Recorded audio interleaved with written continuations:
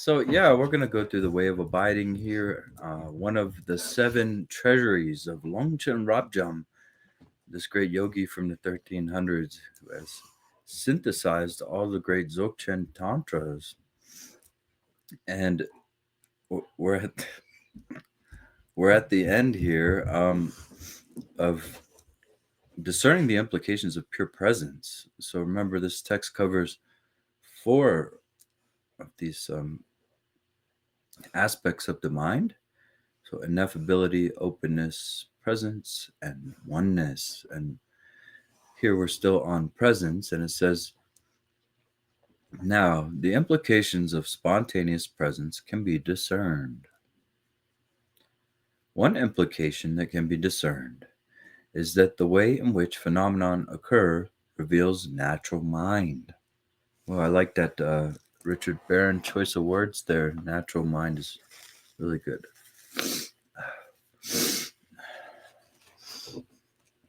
So, back to the root verse as we go, it says, phenomenon are discerned within the context of spontaneous presence.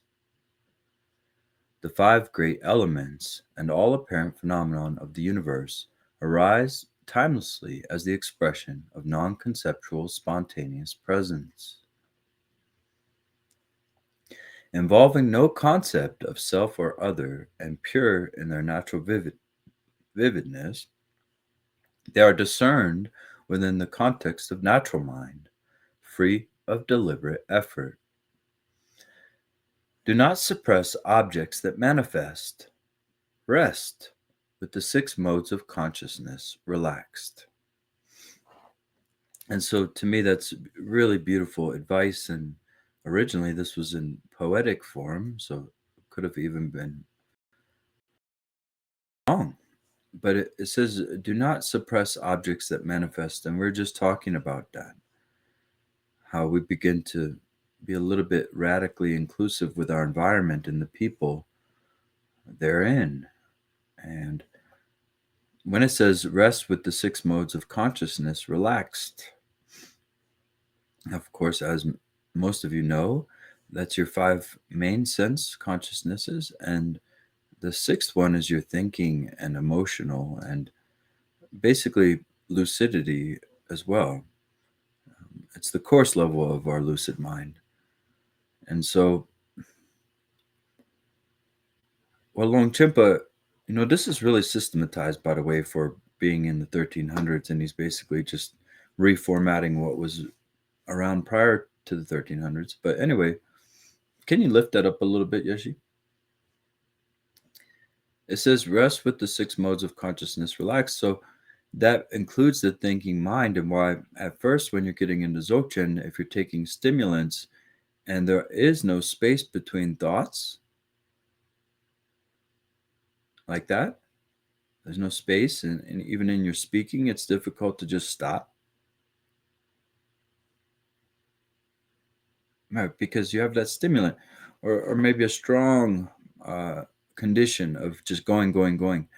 And so it's hard to see that part of your mind that is the basis of thoughts. So if I have a thought of that the trees are great, and then I stop and I have another thought, water can be refreshing. So trees are great, pause. What's here? Pure mind, pure awareness, pure cognition. Then water is refreshing. Another thought is within that. So let's take complete silence, for example. Notice the space of complete silence. It's not, don't get picky, okay? It's not going to be complete silence. I'm talking about silence where I'm not saying anything. And now notice how words are within that space. So you just have a little bit. What are sounds? It's just like a little bit of a more coarse consciousness traveling through a subtle consciousness that's holding that. At no point anything I'm saying is leaving your mind. It's within the presence of your mind. Not one word can escape the presence of your mind right now.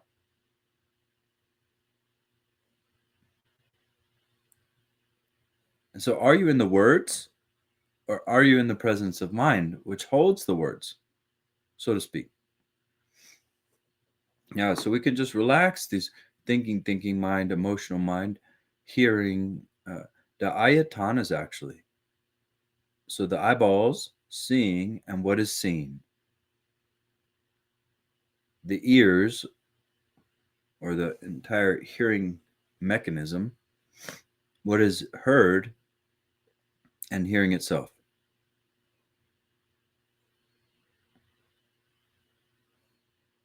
You can relax all these senses. And yes, I know there are more senses. In case anybody's getting super picky with me, I think 23 to 33, right? That's the estimate senses that we have. But they all kind of derive from these main ones.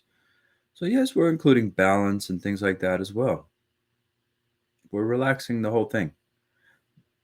When you talk about relaxing the tactile sense, the body, that would include all these other senses. No, not mental conscious. Yeah, I think there's 52. You can fact check that, but yeah, mental fabrications or mental formations are a little bit different than senses. The 50, what is it, 51 or 52? Somebody fact check us. But um, these mental formations, those are all part of the sixth. They can all 52 of them, or whatever number, can fit into the sixth.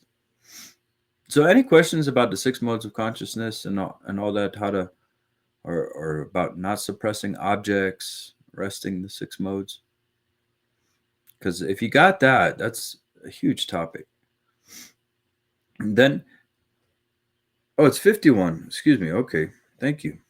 Yeah, I'll go with 51. I'm sure 52 is some other enumeration. Yeah, sounds good. So, but then there's the seventh consciousness, which says, I'm hearing a sound. I'm thinking thoughts. And that seventh is the conditioned self. And then that's resting the conditioned self. Like, you have a feeling of a me hearing sounds right now. So all of those can be discerned within awareness. If you have a thought right now about a drum that you see, there's the eyeballs seeing the drum. There's a me that's seeing the drum. There's a me seeing through the eyeballs the drum. So you have this kind of all the consciousness is there. But where is that sense of me happening? There's a basis for that as well. The eighth consciousness. And so when you come into the nature of all of these awareness, now if my eyeballs are seeing the drum, well, awareness is there the whole time. It's there through the me, through the I'm seeing the drum. It's there through the eyeballs, whether they're moving up around the drum, zooming in on the drum, zooming out. So they're there through the seeing itself, and they're there through the drum, whether the drum has got dust on it, whether the wind is blowing on the drum is also within awareness. So typically, beings get compartmentalized into those trichotomies, into those ayatanas. It's a vast topic, but let's see what the auto commentary says. Within the scope of awareness, naturally occurring timeless awareness, a supreme state of original purity that is empty yet lucid, like a crystal globe, the five great elements constitute the inner aspect of lucidity, the spontaneous presence of the five aspects of illumination that occur naturally. And this is correlating, just like Ongna was doing earlier, the five elements with lucidity, our sort of our assembly language, our binary language, our root, the root aspect which reifies elements. And when somebody takes drugs or something like that, it could start to really distort that. Remember, in these collectives, people have to agree with their minds to make it work. As you can see in these collectives, when somebody goes insane, they can no longer function because they don't agree on the same collective standards that you all are agreeing on. So to be part of this reality, we have to have a mental agreement, a mind agreement. This reality, according to Hatha Yoga and what the yogis are seeing, is being created. It's not being created from reality and then us. It's us creating reality together. And we're agreeing on things, and we have to agree on them. Even as kids, we have to learn how to put the square into the square and the triangle into the triangle. We have to learn which colors are which and which numbers are. So if we had a blank canvas right now and we started to create machinery within that, those are all made out of concepts. So you go and study biology, you go study photonics, you go study anything. You're just going further and further into dream language, and you're mastering somebody else's dream language. They have manufactured constructs, very deep constructs, and you're going in and you're learning their constructs and possibly creating new ones. And you're agreeing on stuff, and you're creating a proprietary reality.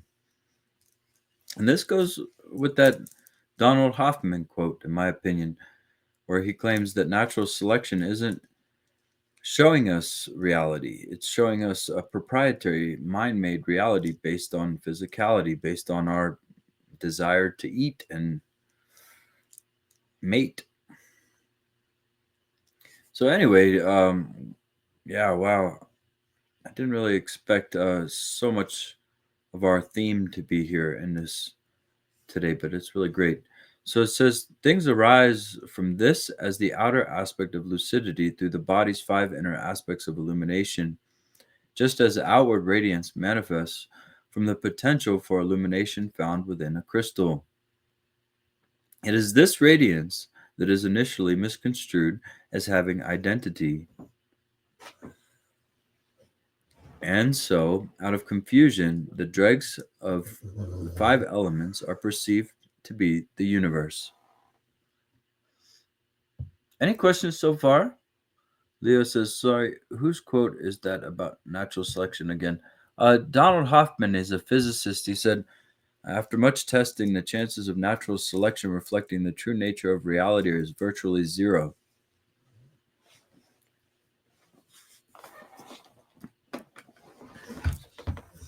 Yeah, and so here, and he has an interesting TED talk too.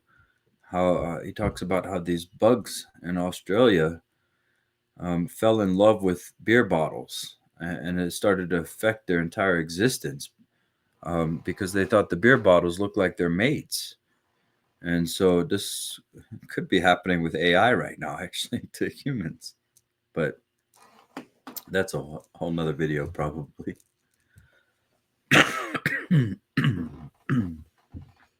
Yeah, maybe Yeshi can put the quote up there. Both Longchenpa and the Kunyigalpo place the elements as the energy of the Sambhogakaya, talking about the components of lucidity itself. Ah, yeah. The theme is so strong right now. It's pretty amazing. And remember, this text is essentially built on the Kunyigalpo. He cites the Kunyigalpo a lot in here. So it's really awesome that you ended up, you're presenting that in the other sessions, and I'm going through it here. Kunyigalpo has about 500 or 600 years on Longchenpa. Was attributed on the Kalifon to Sri Singha. So it talks about the confusion here and how the conditioned universe can appear. It says, when this confusion occurs, the radiance of the 5 great elements as natural dynamic energy manifests in an impure way. Once this is understood, the 5 elements of earth, water, fire, air, and space abide within their own context in a naturally vivid manner, without being thought of as self or other. By analogy, self-knowing awareness is unencumbered by discursive thoughts. It is unconstrained in that it lacks true existence, and, within the scope of things appearing without being conceptualized, rests naturally lucid without reifying appearances based on confusion. Yes, so part of self-liberation, or natural harmonization, however you want to put that, it's just like when you put a dirty dish in the soapy warm water, the dish starts to become clean. Well, this is the same. We put our consciousness into awareness, and then it starts to clean itself. Things start to come off of us, all the crusty cheese and chili and whatever else you got on your plate that crusted over because you left it sitting on your living room table for 2 weeks. So, yeah, this is what's happening, but it's also happening to the environment. The environment takes on a luminous, spacious, free quality, and our crystallizing, our reifying mind starts to ease up. So we're not imprinting, we're not inferring reality, we're not holding it tightly together. Similarly, even as the lights and spheres that are outward reflections manifest as direct experience, one rests, unencumbered and unconstrained, in natural lucidity without concepts. Thus, one is referred to as someone who is immersed in genuine being, resting in enlightened intent. Okay. I always imagine these as little like Boy Scout badges that you get. Oh, now you're someone who is immersed in genuine being, resting in enlightened intent. So that kind of goes back to our conversation about enlightened intent, which was a great question. The second of the Eightfold Path, right intention, and how we can diversify that term. We can say right beingness, because the idea is your body, speech, and mind is now naturally kind of coming out of genuine being. So you're not fabricating, you're not overthinking what you're saying, you're not pre-planning what you're doing. And the plan is out there in the ether. It's fine. Everything's already right expression. Not bad. Some translators would probably have a problem with that, but I think it's, yeah, nice. So it is an expression. And in that way, we can tie into music and art, and even just, being in the zone when you're fixing something or building a fence or something like that. You can start to really see this sort of flow state. And I also compare it to the prodigies. I feel like many prodigies, when you observe their creativity, is just in a flow state without them sitting there thinking, oh, I'm going to do this next and now I'm going to do that. That's not happening. There's just a constant flow. And it's like that when we're learning, because remember, to be good at something like guitar, you're learning somebody else's constructs. You're inhabiting those constructs. Now they're becoming your constructs. The construct of a guitar, 6 strings, the different notes, all that. That wasn't yours. So that's why you have to learn something. Why there's time taken to learn things. If it was just pure luminosity, you wouldn't have to learn that. Everybody knows pure luminosity. But when we get into constructs, then there's learning can happen very, very naturally. You can just acquire things and pick things up just by running through them. You don't need to try to purposefully retain something. Just run through it. Like if you want to learn chess, just keep on playing game after game after game, and your mind will naturally learn chess. You'll learn chess in a whole different way, where your full mind is picking things up instead of just your conceptual trying to figure things out. And I'm just using chess as an example. It could be many things. It could be drywall.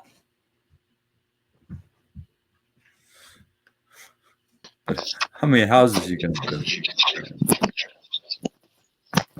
Langdor, you have become unmuted there. But yeah, I think that's valuable information, for those of you out there learning things, even if you have kids.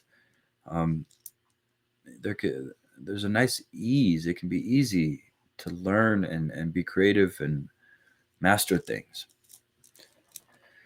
So we'll keep on going here. Oh, hi, Yishin. Just popping in. Thus, one is referred to as someone, and resting in enlightened intent, in which the teachers, let me start this long sentence over. Thus, one is referred to as someone who is immersed in genuine being, resting in enlightened intent, in which the teachers, the five elements that are the very essence of apparent phenomena, reveal the five principles of non-conceptual evenness. And so those are probably a reference to the five wisdoms there. And I like how it's calling the elements your teachers, because remember, we've seen that in many places, that this world, I mean, imagine this, everybody. What if this was just like an advanced therapy program or something that you're in, for like something from the future? Like your partner just wants to stick you into it to make sure your mind gets clear. But it could be anything, and we get so subscribed into the elements and the happenings when we could just be sitting in a simulation right now. And it's like that with the dreams too. We get so convinced of everything. So we've heard this in many teachings, that the elements are just teaching you over and over and over again to unsubscribe, pull out of your subscription to these elements. And I imagine it's like a baby bird is just very comfortable in the eggshells. It doesn't want to break out of those eggshells. Probably many of them don't want to. It's warm and comfy in there. And then when they finally break out, it's like, ah! Okay, very good. So we're going to continue on here. That is, wow. He's saying that everything's your teacher until it's not, So the all-creating monarch states, awakened mind, the universal cause, accounts for the great elements that are the essence of mind, the five bodhisattva teachers. Theirs is the Sambhogakaya embodiment. The teaching is elucidated by virtue of its own essence. These teachers reveal the nature of self-knowing awareness. So look what's being said here. Look what this the implications are. That all the elements are bodhisattva. Underneath the elements, there's a kind of bodhisattva teacher there, and the teaching is elucidated by to bring you back. Okay, these teachers revealed the nature of it's all there just to bring you back to your wholeness, to your awareness. Every single thing that's happening, every lesson, every hard time. And you could think of this in a majestic way. You could say it's bringing me closer to God or whatever, if it makes you feel better. So, pretty cool. Anyway, these teachers reveal the nature of self-knowing awareness. So, as enlightened intent itself, these Sambhogakaya teachers do not conceive of themselves in any way, nor do they create concepts about something other, phenomenon, as sense objects. The five bodhisattva teachers all reveal the nature of phenomenon in this way. The timeless awareness of awakened mind occurs naturally as the embodiment of these teachers. So words and letters are not revealed. Yeah, so the five wisdoms are the five teachers. Remember, the Kunyigapo is very metaphoric. It's going to personify everything. So it says, revealing, this is continuing with the Kunyigapo, revealing the nature of self-knowing awareness involves no concept of self, no concept of other, but rather reveals the enlightened intent of non-conceptual evenness. By realizing this, all ordinary beings of the three realms become equal to all Buddhas. That's how you accomplish the Bodhisattva ideal, by the way. And it says the nature of phenomenon that they seek is attained unsought. In the same section, this source also describes the situations that apply to water, fire, air, and space. Ah, water, fire, air, and space. Okay, well, we made it through that. I feel like I'm shortchanging you all a little bit. I mean, there's a lot to explore from that section. But I guess I'm not shortchanging you because we are completely introducing the five lights practices now, and we're starting to integrate those. It's basically, starting to allow luminosity to reveal itself from what was once thought to be solidity and reifications. And underneath that is this great majesty, this great ineffable magic underneath the elements or within the elements. And as long as we're doped up on concepts and the thinking mind, well, these great elements are going to be smarter than us, essentially. But when we surrender, so to speak, a little bit into ineffability, then we can be at one with this great, very powerful mind. All right. Well, thank you, everybody. That's really wonderful that we were able to go through that. Still some interesting energy in the air. My doggy friends here are crazy. So Onga says, I like using Gyatchen's enlightened expression in the context of that passage. Yeah, we're going to fill that out a little bit. Expression. Okay, well, any final thoughts, comments, questions before we start to check out today?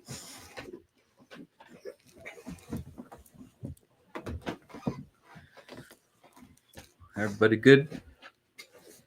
Yeah, I think you're getting this. A lot of you. I mean, we go through these little phases in our group, and it's just more people that are getting into this in a real way. I know we mess around. We work hard and play hard here, and the fact that you're able to turn the light on in your own life, in your own mind, is just amazing. I honor you for that.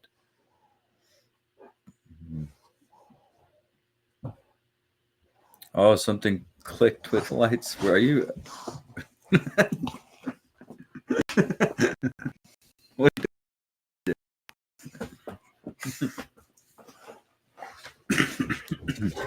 You guys, all right. I got enough hair down my throat right now to last me a lifetime. Okay. I get a feeling a lot more is going to click for us as we embrace these teachings. There's always a spirit that goes along with these root tantras, and even the cat's in on it right now. This is harassment. But yeah, and I couldn't do it without you all. This is the greatest sangha I've ever witnessed. Not to compare it to others, but I mean, just in how many people are here and the depth that we're taking the Dharma. All sanghas are great. Obviously, maybe that's not the best way to put it, but it's just one of the most amazing things I've ever seen. And those of you out there that I know this make it a little bit bigger, but we're going at a pace where it's strong, and we can handle that. We can handle the internet vibes, which are totally freaky. And so those of you who stick up for the sangha, stick up for me. I appreciate you. It's a crazy world out there, and when we can stick together in the name of Dharma and be strong like this, it's completely benefiting all beings. Okay, well, yeah, I'm gonna get on it, man. I think it's the time change. It's got to be the time change. They're just insane today. You don't woo me.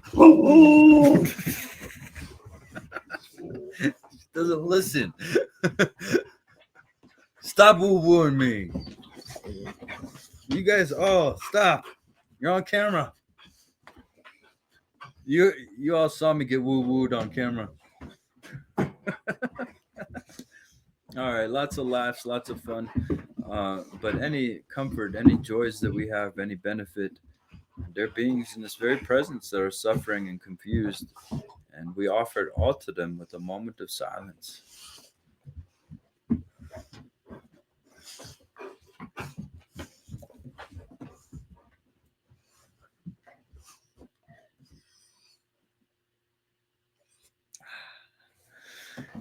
Deep bow to you. Deep bow, everybody. Woo woo.